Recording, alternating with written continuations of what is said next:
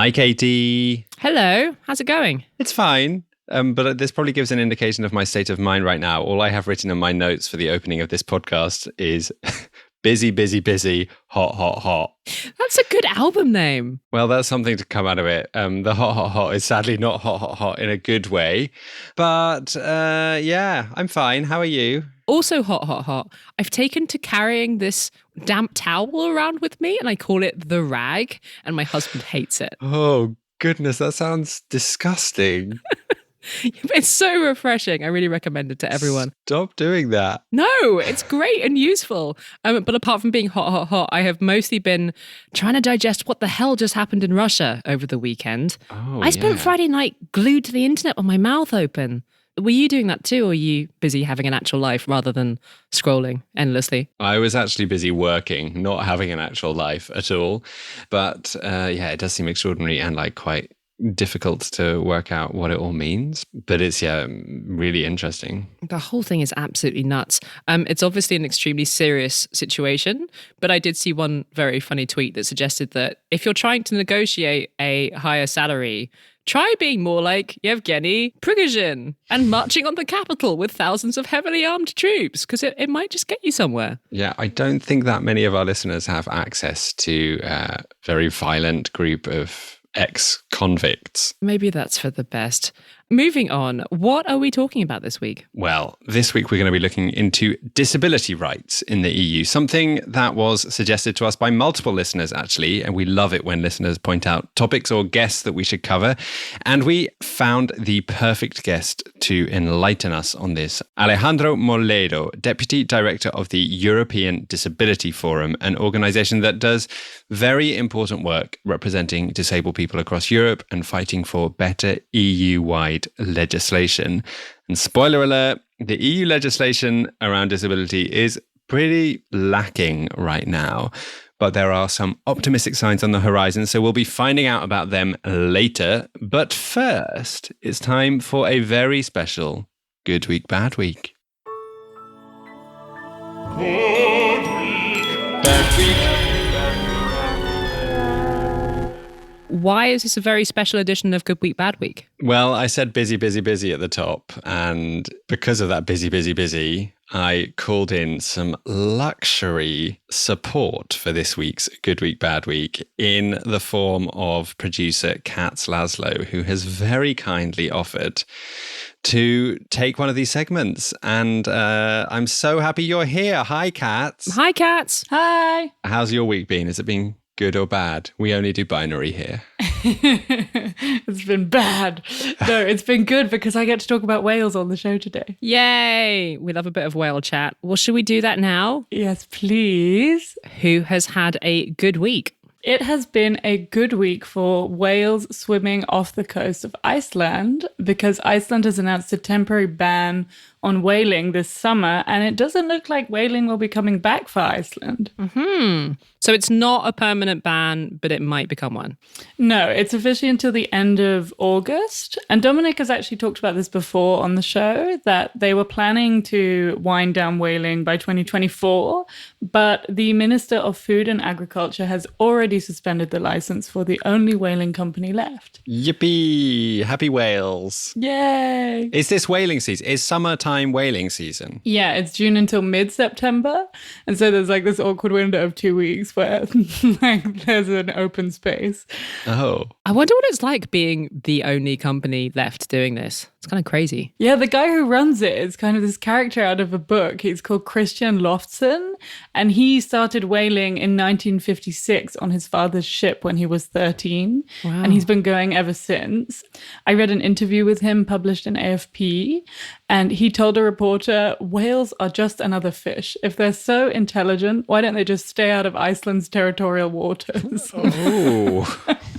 Which I thought was pretty brutal. Interesting argument. Yeah, and there is a point to be made of like, we really do have a lot of emotions around whales, and, you know, non-cute animals really do deserve some rights as well. Yeah. But it is pretty wild how intelligent whales are. We're learning more and more.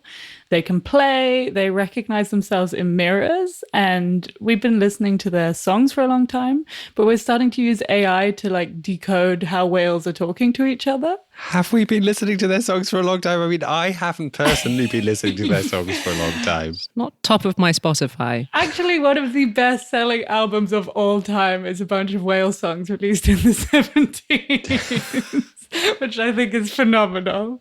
So there's some evidence to this claim. Well, there you are. But yeah, we've been using AI to decode what they say. And I was reading that there's a study that they have names. And it turns out that when they're swimming around, often they're looking for other whales and they're saying their own name and then the whale that they're looking for. Wow. So I'd be swimming around being like, Katz, Katy, Katz, Katy. Which you do anyway. Yeah. And I think it's totally nuts because that's how boats communicate too. Like, on boat radios, the captain will say, North Star looking for Queen Elizabeth or something. Wow. So everyone's doing the same thing. And why is this ban coming into effect now? Is whale hunting like a big, serious threat to whales, even if there's only one company left? It was, but indeed, now that whaling has been banned in most countries, whales are having more trouble with like collisions with ships and getting tangled in fishing nets, and also just the level of noise in the ocean. Like it's really loud down there because of all of our shipping engines. And so there's actually also a move for us to design more quiet engines so the marine creatures don't have to deal with this like huge amount of sound. Anyway, whale hunting is no longer the biggest threat to whales, but it is a really cruel process. And that's why the ban has come in now. There are animal welfare rights that say that animals should be slaughtered immediately, like they should die quickly if they're killed. And there were some reports showing that this Icelandic whale company was still using multiple harpoons and that it sometimes took a really long time for the whale to die. Horrid. Yeah. And stupid question, why do we kill whales anyway? Like, is this for meat, presumably? Yeah, I was looking this up a few years ago, actually, like why whaling was so huge in the first place. And I learned that initially, like hundreds of years ago when it was massive, it was being used for lamp oil. So in a lot of ways, it was like our source for energy. We would light our houses with whale oil. Oh, yeah. Nowadays, the main reason is whale meat, which is eaten by humans, but it's also sometimes in pet food. Like, surely the pets can eat something else. But anyway. Yeah. I read a study that said that in Iceland, 84% of Icelanders have actually never tried whale meat. So it's really just like a very small, diehard group of people who eat whales on the regular. Does it get exported, though? Because in Japan, they eat whale meat, right? Yeah, so it's mostly going to Japan. But one of the sort of more grim reasons why this ban has come into effect is that Japan has started commercially whaling again after 30 years of not doing that, which means that there's just almost no reason for Iceland to do it anymore. On a more jolly note, the banning on commercial whaling has been really effective. So it was banned, there was the International Whale Moratorium in 1986. And at the time, whales were really endangered. Like, there were only 450 humpback whales left in the world. And some sorts of whales, it's still that kind of numbers. But really, hopefully, in 2019, apparently we had 27,000 humpback whales again, just like in a couple of decades. So that's really, really exciting. Wow. That is amazing. Yeah. And as Dominic has told us before, orcas or killer whales are actually giant dolphins. But I thought we should use this excuse to return to the orca revolution happening in Spain. Yeah, your Instagram, Katz, lately has just been full of orca memes. I love the orca story. I've really been enjoying them. Hang on, I'm behind on this. What is this orca meme thing? Okay, so there's this group of orcas, 15 orcas off the coast of Spain who have been attacking boats for several years already. And a couple of boats have even been sunk. Some people have gotten hurt, but it seems like the orcas are not interested in attacking the humans. Like both the scientists studying them and the sailors say that they're really not hunting and it doesn't seem that aggressive. And they're really specifically going for sinking the boats, which is really weird. So they're just mad at humans. Yeah, there's a couple of different theories which are all excellent. Some say the orcas are annoyed because there were less boats during the pandemic. And now they're like annoyed that the boats are back. But my favorite theory is it's all around the matriarch of this pod. Her name is White Gladys. Of course it is. Excellent name. It's a great drag name. It really is. I really wanted it to be her name, but it's just a human given name. It's not the orca given name. But anyway. White Gladys. Some scientists are saying that she was traumatized by some run-in with a boat and that she's like out to get the boats again as sort of, okay, the internet has called this revenge. The scientists have not called this revenge. Okay. And that like all the other 14 orcas are just copying her. But there's really no evidence. There's no evidence for like the run-in with the boat. So that's a little odd. The most exciting theory that I managed to get from your Instagram meme sharing. The Dominic theory of the orca. Was, well, no, it was very much yours. That it's like all an anti-capitalist movement from the whales who were part of the resistance.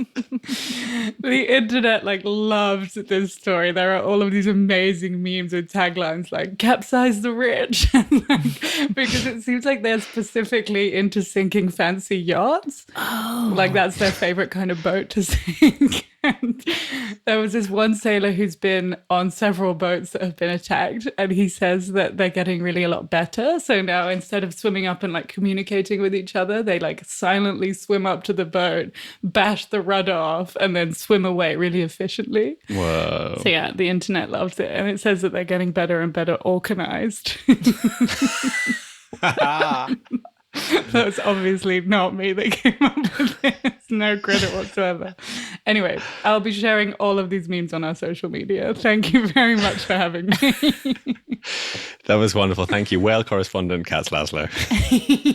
Hang around for bad week, Katz. Who's had a bad week? Well, it's much more boring than Wales, so apologies. But I'm giving bad week to Greek left-wingers. After a rather resounding victory in Greece's elections over the weekend for the Conservative Party, New Democracy, the Conservatives got 40.5% of the vote, which wins them an absolute majority in Parliament.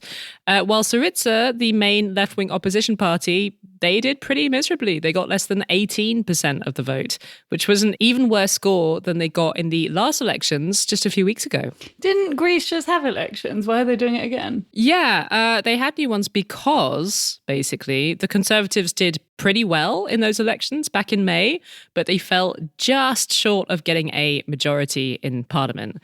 And the Prime Minister, Kyriakos Mitsotakis, he thought, well, you know what? I really want a proper majority because, as we all know, not having to faff around with forming a coalition makes life a lot easier. So Mitsotakis gambled on basically forcing a quick repeat of the election and begging Greek voters to give him a majority.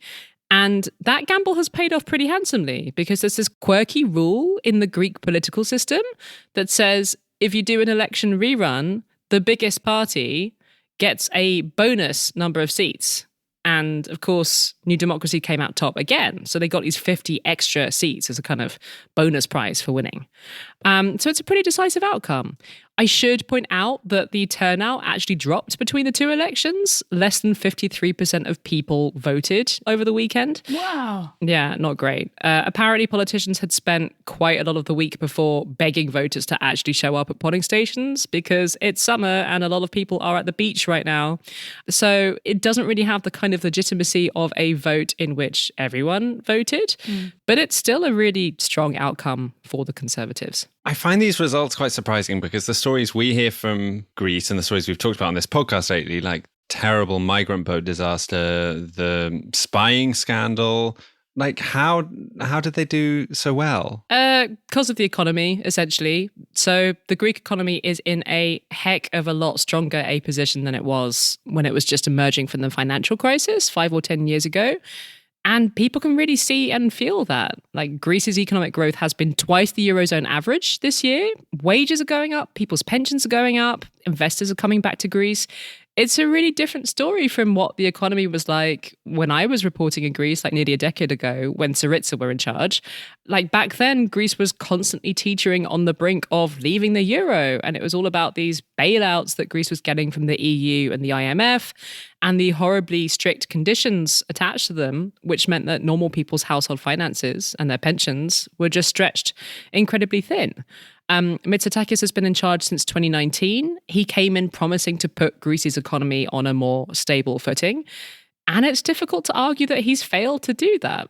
So even though there is a cost of living crisis in Greece, similar to a lot of places, and a lot of Greeks are feeling squeezed again, there is a fairly high level of trust in Mitsotakis to carry on steering Greece in a generally more prosperous direction. So voters are, quite frankly, willing to ignore quite a lot of the other stuff going on. Like this big spying scandal, for example. It should be really scandalous that Mitsotakis' government presided over all of these people being wiretapped. But it just hasn't really cut through. And as for the migrant boat sinking, this terrible disaster that is thought to have potentially left hundreds of people dead off the coast of Greece 2 weeks ago, even though there have been questions over whether the Coast Guard could have done more to stop the boat from sinking, the tragedy didn't really affect the election campaign very much at all. And in fact, voters quite like the fact that Mitsotakis has a pretty tough migration policy and wants to keep Greece's borders as tightly closed as possible. Oof, that's really grim. And even grimmer, I think I read that some far-right parties, anti-immigration parties, did also really well. Am I right? Yeah, worryingly so, actually. These three small far-right parties together got nearly 13% of the vote. One of them with the backing of the former spokesman of the neo-Nazi party Golden Dawn, who voiced his support from prison. And actually, when you look at that and how well the mainstream Conservatives did, this is actually the most right-wing parliament Greece has had since the end of military rule in 1974. So this is a really bad week for the Greek left then. Do you think they could have done anything to avoid this? I mean, look, it's pretty hard for the Syriza leader, Alexis Tsipras, to look like an attractive prospect right now. He's now facing serious questions over whether he should still even be leading his party. It's not like there's an obvious charismatic person to take over from him. But at the end of the day, Tsipras is the guy who led Greece in those really hard post-bailout years. And he's someone who went back on his promises during that time. He said he was going to stop austerity. And in the end, he signed Greece up for more austerity, which is really different from Mitsotakis, who has essentially done what he said he would. So it's not really surprising that Syriza did pretty badly. They didn't really offer a convincing alternative vision of what Greece needs right now. Even on migration, which is where they could have said something very different from the government, Tsipras seems too scared of public opinion to say anything too pro-migrant, which is a bit of a change from his previous policy. He's generally tried to come across as someone who is humane and welcoming when it comes to refugees. And because they didn't have much of an alternative vision to offer, the opposition focused a lot on trying to make Mitsotakis sound kind of scarily autocratic, pointing to these rule of law worries that have been coming up increasingly in Greece. But that didn't seem to really resonate with voters. And neither did their campaign of pointing out that Mitsotakis is part of this quite nepotistic political dynasty. His dad was prime minister, loads of the family are in politics, but people just kind of shrugged it off and said, oh, well, at least he's improving things. Mitsotakis managed to rather successfully present himself as this competent managerial type figure, he went to Harvard, he used to be a management consultant with McKinsey, he knows about businessy stuff.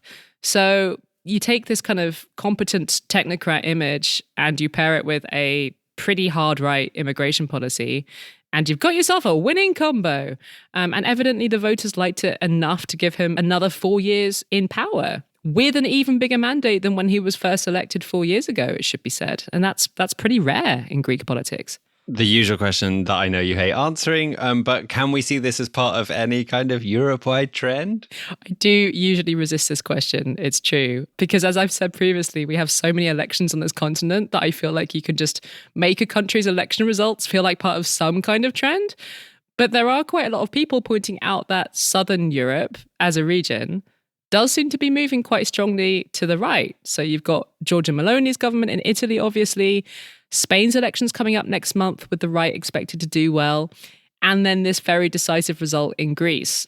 And it does feel like there's a bit of a pattern here in terms of countries that suffered horribly during and after the financial crisis.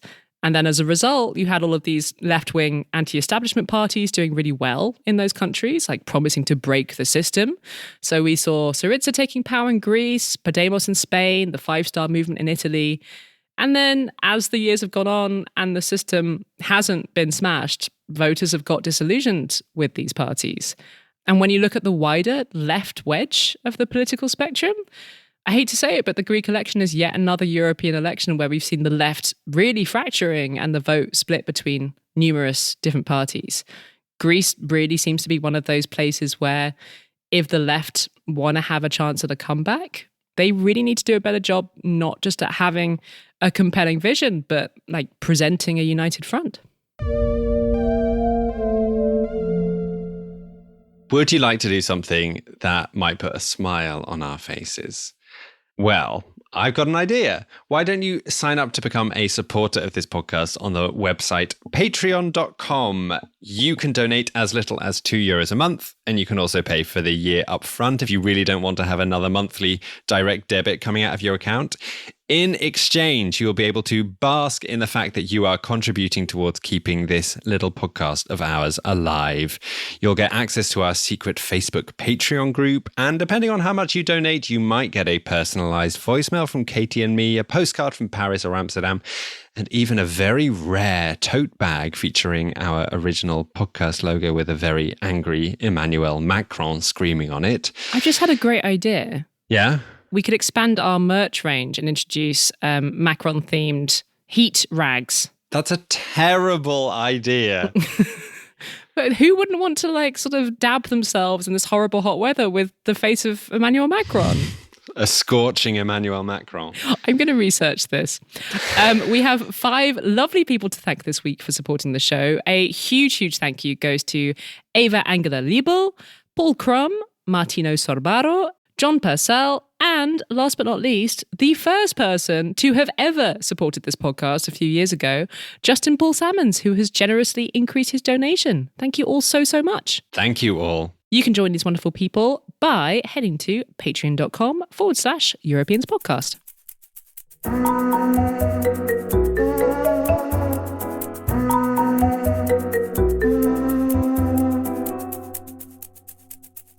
The Eurosceptics who walk among us often complain that the EU encroaches too much on the territory of national governments and that it makes laws on way too many things these days.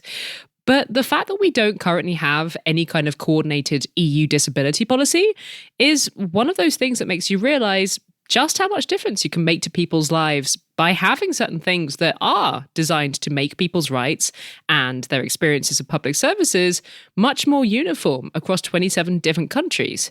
We've recently had a couple of listeners of this podcast reach out to us and suggest that we cover this issue on the show, particularly since the European Commission is planning to introduce some kind of proposal for a new EU law in September on the introduction of an EU disability card. What is this card? How will it work exactly? And will it do everything that people with disabilities need it to? There is no better person to ask about this plan than Alejandro Moledo. He is the Deputy Director of the European Disability Forum and someone who has been testing out a pilot version of the EU disability card. We gave him a ring to find out more.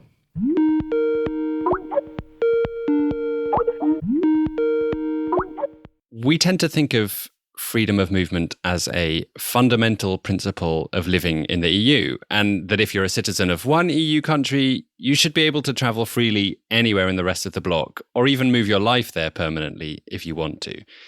But in reality, this is pretty hard for people with disabilities. What kind of obstacles do they face when moving around Europe? That's a really good question. And indeed, that's one of the many barriers that persons with disabilities face in enjoying their EU citizenship. So freedom of movement is not as easy for persons with disabilities because of a wide variety of reasons. Some of them are lack of accessibility in terms of transport services, in terms of the built environment. Another reason is the lack of portability of your support services. So, for example, if you want to move to another member state and you need personal assistance or any specific support for your disability, you cannot automatically have those when you move and you need to restart an assessment of your disability in the new country of residence. These are just two of the barriers that we face. There are others, but this could be two of the main important. Yes. So the EU is belatedly trying to address its lack of a disability policy, to some extent at least. There's this plan for an EU disability card. You're actually one of the people who's been trying out a pilot scheme for the card, which has been running in 8 European countries since 2016. I think the pilot scheme actually ended in 2019, but most of the countries carried on using it. What exactly is this card? Like, what is the idea behind it? The idea is to ensure that when you travel, when you move across Europe, your disability will be recognized. Let's remember that there are 70% of disabilities which are invisible, and therefore, for example, when you try to access assistance in an airport or in a train station, or when you try to access the reserved seats for persons with disabilities or an accessible entrance, or a preferential treatment when it comes to, discounts, for example, to enter into a museum or a sports facility. There is when you need to prove that you have a disability, and this is what the European Disability Card tries to support. The pilot project was very much limited to culture, leisure, sport facilities, for this kind of more tourism approach. And then the service providers in the different member states had to kind of recognize that card. So it's not automatically that you travel with this card that your disability is recognized, but the specific theater that you want to go in or the cinema, they need to accept the European disability card. So this was the pilot project. But obviously, from the European disability movement, we want to go further, and we want to ensure that with this card, you ensure mutual recognition of disability, no matter which specific service we are talking about. What was your experience like testing out the card? I mean, has it been helpful in any specific ways? Yes, it's been helpful in my case in Belgium, for example, because I'm originally from Spain, as you can guess, from my accent and my name. But I moved to Belgium back in 2013. And when I moved to Belgium, I have a visual disability, which is recognized in Spain. And I had to go through, the disability assessment in Belgium in order to access free public transport or reasonable accommodation in my workspace. And in Belgium, in the past, they didn't have disability card. For example, in Spain, we do have disability card, but obviously that card doesn't work in Belgium. So when I came, I had to go through this disability assessment, actually twice, one from the French-speaking community and one for the federal government for different reasons, which was a bit surprising. That sounds very Belgian. Yeah. And then once this process was over, obviously I requested the European Disability Card, which in Belgium is accepted in many different places and recreation activities and so forth. So I kind of use this card as I used the Spanish Disability Card in Spain, but in Belgium. And then I used it as well when I traveled to Italy, for example. I was using the European Disability Card. And it worked well. It looks, official, let's say. And that kind of helped me a lot because my disability sometimes is not that visible because I don't use the white cane. And therefore the card helped me to know. So people don't look at me with a strange face like why this person is asking for discount for disability or why this person wants to get into, the area in the concert hall in order to be closer to the stage. Maybe is he trying to take advantage? So with this card, we kind of avoid all these situations. And that's why we want to achieve with the upcoming card, which will be the official one. So we know that the European Commission will launch not the card itself, but the legislation that will develop the European Disability Card. And they will do so in September. So we are all very much looking forward to seeing the proposal. And the good thing is that we feel there is a political will from all EU institutions to really have this proposal adopted and to get an EU-wide European Disability Card. It sounds super positive, but we heard from a listener that the card scheme is probably not going to cover certain things like labor protection, the rights of people with disabilities to education, for example. Are there things that you would like to see in the EU's plan that actually aren't being addressed? Indeed, from EDF, from our members, we want to go one step further. It's not just about ensuring that there is a mutual recognition of disability, let's say, across EU countries when it comes to tourism and like short stays in a country, but also temporary protection while you move permanently to another member state. We believe that the card should also give you access to the support you need in order to do this transition while your disability is assessed. It's very difficult, and we don't feel immediately that this is a good idea to kind of harmonize a European level disability assessment. So countries have different approaches to disability. Unfortunately, most of them are very much based on, a medical approach. And having, a harmonized approach to the disability assessment could be counterproductive, because then we risk that EU as a whole will take the minimum common denominator, because obviously countries have different ways to understand that a person has a disability or not, and what would be the support that this person needs to receive. So the card will not go into that direction, but that's why we want at least to ensure that for a temporary period, the card will cover you when you move to another member state. If we look at those individual countries, which countries in Europe have particularly impressive policies when it comes to making life easier for people with disabilities? And conversely, which are the countries that you feel are lagging behind? That's a question that we get a lot, but that we cannot answer, because, disability is such a broad and diverse social group. I mean, it's the perfect example of human diversity, and the kind of policies that countries put in place may be good on certain areas or for certain disability groups, but may not be sufficient for others or in other areas. So we cannot say, okay, this country is the leading role on disability policies. There are certain countries that perform better than others in certain aspects. And for this, I can refer you to the series of reports that we publish every year, the EDF Human Rights Report, in which we look at a specific policy area. So, for example, last year, we look at Article 29 of the UN Convention on the Rights of Persons with Disabilities on political participation, and we compare the legal and practical barriers that persons with disabilities have to participate in the European elections, for example. And then we see that, for example, there are only 13 countries that uphold the right to vote to all persons with disabilities without exceptions, whereas there is still 14 countries in which certain persons with disabilities, particularly persons with intellectual or psychosocial disabilities, are denied the right to vote. We recently launched the one concerning employment, in which we look at the employment gap of persons with and without disabilities in all EU member states.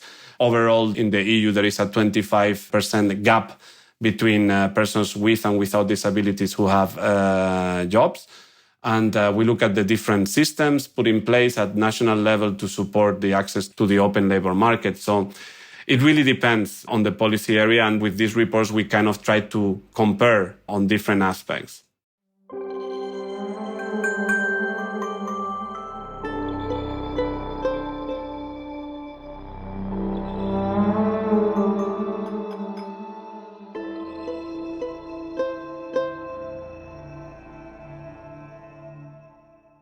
Thank you so much to Alejandro for joining us. The European Disability Forum actually have their own podcast mini-series about their history as an organisation and how it shaped the fight for disability rights across Europe. Check it out. You will find a link in the show notes.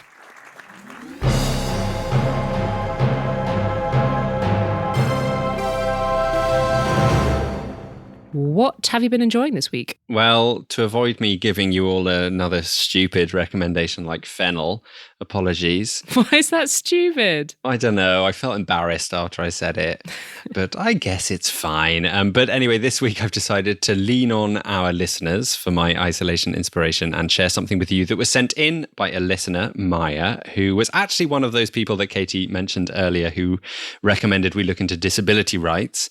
So honestly, we should be giving Maya some kind of researcher credit this week. Maya gets good week. Indeed. Thank you for doing our job, Maya. And it's just generally really nice when people get in touch with ideas like this, because then I think we get a more diverse picture of what there is out there in Europe. So please keep doing it.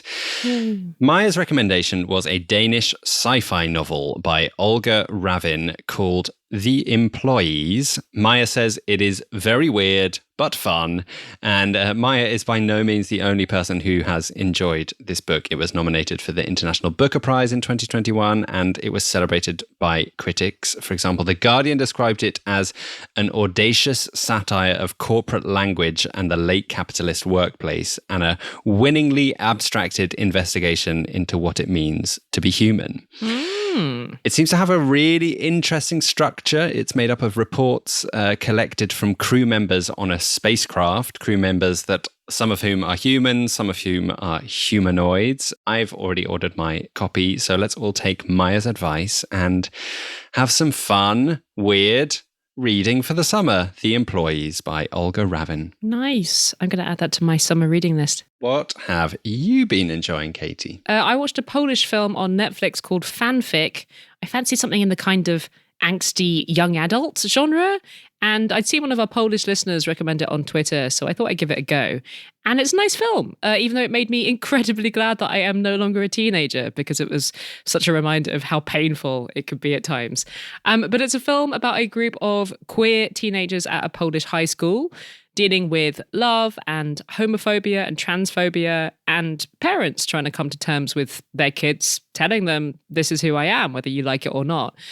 And there are some really beautiful and some really heartbreaking moments in it. I love these little moments in the film where they use these like clever visuals to get a sense of what it feels like to put on clothes that make you feel like you, or just feeling like you're in a place where you really belong. I probably missed some things watching it as someone who is straight and cis and also not Polish, but I found it a very moving film nonetheless. Although if I have one criticism, it's that they tried to do a little bit too much. It felt a bit like the producers had a checklist of teenagery themes that they needed to tick off. And that might be because the film is based on a novel, so they were trying to squeeze a lot into a shortened version of the story. Also, for a film called Fanfic, where the protagonist is a teenager who writes fanfiction, they really stopped talking about that at some point. I found it quite disappointing as someone who actually did indulge in reading fanfiction as a teenager quite a lot and was looking forward to that.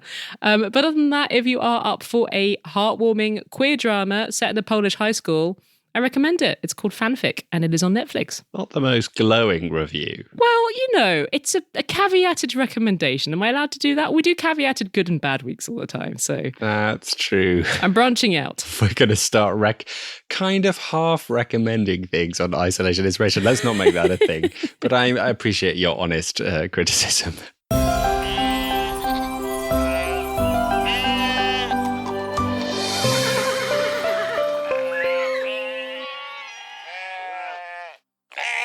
In much of the world, it is Pride Month right now, even if in some parts of the world it's celebrated at other times of the year.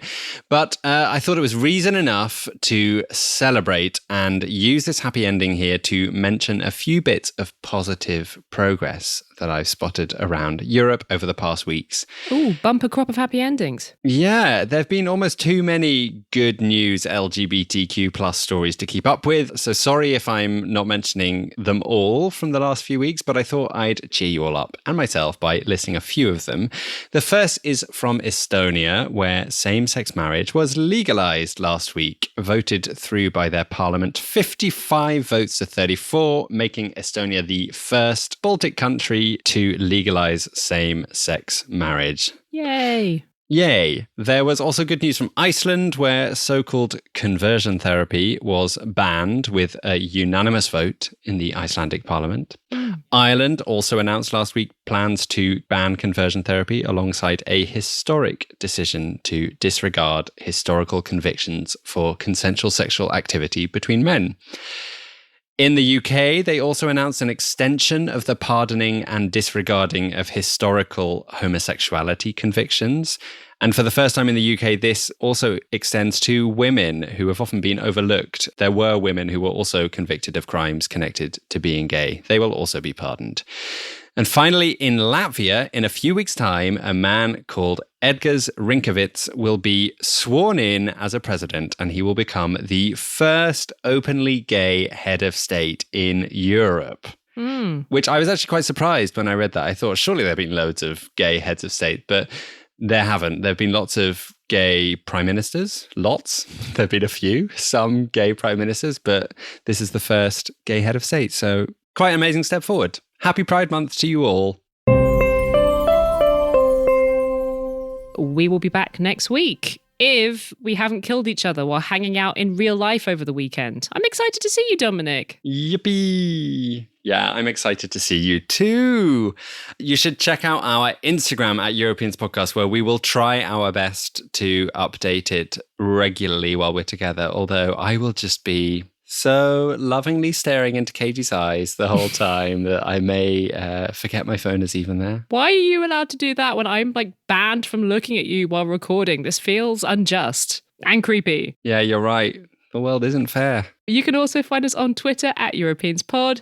And for longer feedback, or if you want to suggest ideas for things we should be covering on the show, we always love hearing from you via email, hello@europeanspodcast.com. Yeah, it was emails that kicked us up the butt to discuss disability policy in the EU this week. So yeah, keep your suggestions coming. The show was produced this week by me and Wojciech Oleksiak. Thank you, and thank you also to Katz Laszlo for stepping in and helping with Good Week, Bad Week. Yes, thank you, Katz. See you next week. Bless, bless. Adios.